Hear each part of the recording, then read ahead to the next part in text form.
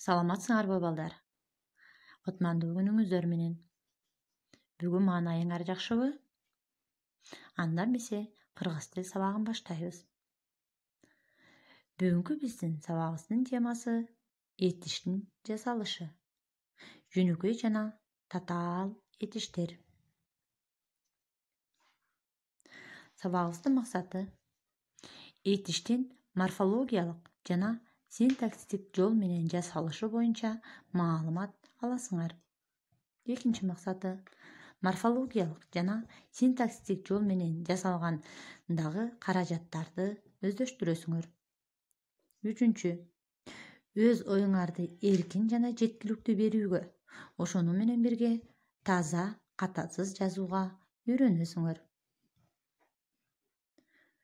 Жогорудагы максаттарга биз кандай болгондо жетишебиз? Эгерде этиш анын жасалышы жөнүндө маалымат алсак, этиштин морфологиялык жана синтаксистик жол менен жасалышындагы каражаттарды өздөштүрсөңөр. Үчүнчү, өз оюңарды жеткиликтүү бере алсаңар жана катасыз, таза жаза алсаңар, жогорудагы максатка жеткен болобуз.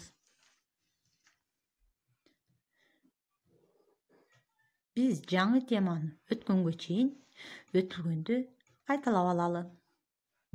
Өткөн сабакта биз балдар этиш тууралуу жалпы маалымат алганбыз.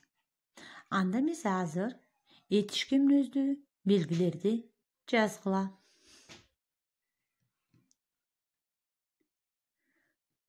Анда эмесе азыр этиштин жасалышына көңүл бурабыз. Этиш эки жол менен жасалат. Морфологиялык жана синтаксистик жолу.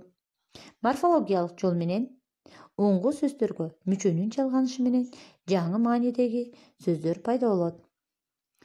Мисалы, ла мүчөсү бул этиш жасоодо эң өнүмдүү мүчө болуп эсептелинет. Ал зататош сөздөр кулланат. Мисалы, балта деген зататошко ла мүчөсү уланып, балтала. Кайчы, кайчыла. Кооз, кооздо. А мүчөсү сан деген зататошко а мүчөсү уланды, сана. Чен, чене. Көз, көзө. Анан лан мүчөсү намыс зататошко лан мүчөсү уланды, намыстан. Капа, капалан. Баш, башкар. Ат, аткар. Анан сыра мүчөсү ал, алсыра. Уйку, уйкусура. Анан лаш мүчөсү дос, достош. Сүйлө, сүйлөш жана башка. Синтаксистик жол менен жасалышы. Бул эки жандан ашык сөздөрдөн туруп бир маани билдирет. Эки этиш сөзүнүн тизмегинен жасалат. Келип, кет, жазып, отурат, карап, тур, бара, бер, келе, жатат жана башка. Бул этиштердин биринчиси негизги этиш, экинчиси жардамчы этиш болуп эсептелинет. Ошондой эле атоо сөздөр менен жардамчы этиштин тизмегинен да жасалат. Кулак сал, адам бол, бата кыл. Мында биринчи сөздөр атоош сөздөр, ал эми экинчи сөзү жардамчы этиштер болуп атат. Эт, де, бол, кыл жана башка ушул сыяктуу жардамчы сөздөр аркылуу да жасалат. Мисалы үчүн азамат бол, сабыр эт, айт де, убада кыл. Эскертүү. Жөнөкөй этиштер бир сөздөн турат. Ал эми татаальный этиштер эки же андан ашык сөздөрдөн туруп, өз алдынча жазылып, бир суроого жооп берет. Айрым учурда бирге жазылат. Мисалы, бара жатат, баратат, келе жатат, келатат.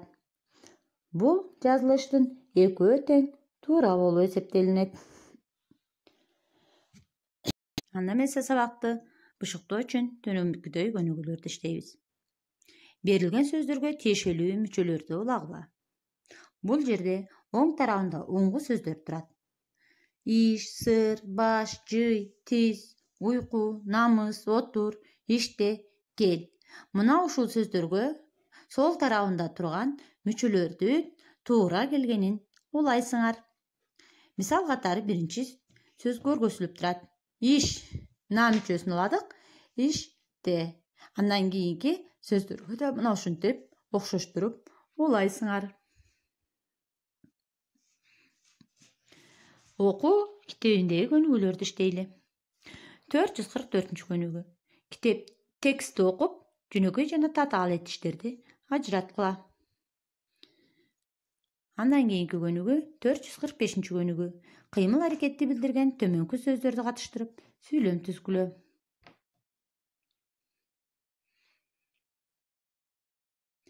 Азаматсыңар балдар.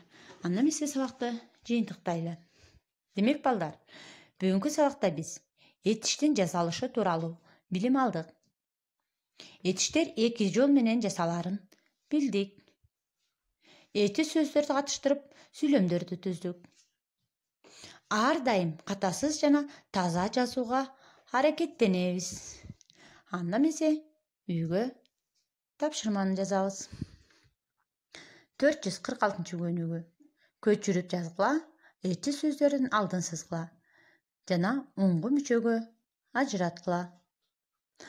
Сабакка катышканыңар үчүн чоң рахмат балдар. Баарыңарга ийгилик.